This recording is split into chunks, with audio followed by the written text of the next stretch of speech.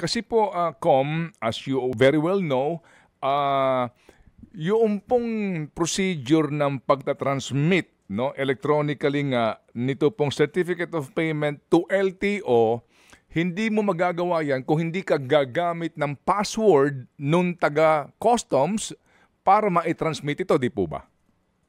Tama po yun. Ganun po dapat. Yan po yung Opo. titingnan po natin. Opo. Po ito. Opo. So, kumbaga po, malalaman natin kung sino ang taga-customs na gumamit ng password niya para ma-transmit yung Certificate of Payment sa LTO para ma-process ang kanyang rehistro. Tama po yun. Unless po, again, na walang pagbibintang po, discussion po ito. Mga tulo po ito, mga angkulo. Unless nga po na pumayag lang, halimbawa, no, ayokong bintangan ng LTO, halimbawa lang po na nakapag-register po doon kahit na hindi po pumasok sa electronic transmittal po ng ating CP. Kung sakasakali po. Opo.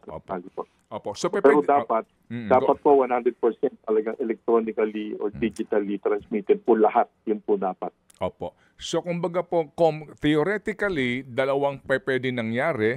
Either meron pong electronic transmittal ng Certificate of Payment na hindi naman totoo, actually hindi nagbayad, or yung taga-LTO lang ang nagkusa magrehistro on their own. Yun po mga posibilidad. Posibilidad po yan. Yan po yung titingnan po natin. Ngayon, para lang din po sa interest po ng pag-uulat, again, kahit po, kumbaga, mabigat sa loob ko, titingnan din po namin yung aming mga personnel, sa aming list ng, kumbaga, persons of interest.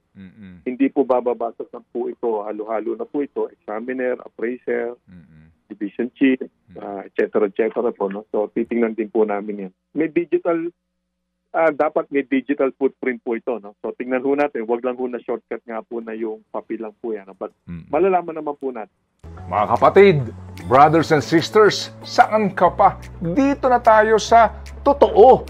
Dito na tayo sa True FM. Mga kapatid, mag-subscribe and follow po kayo sa social media accounts ng True Network PH. Yan po kami. Hanapin nyo lang True Network PH, Facebook, Instagram, YouTube, TikTok, and podcast.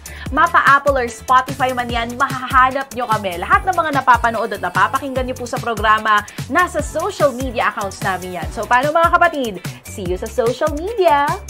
Dito tayo sa totoo, tunay at tapat.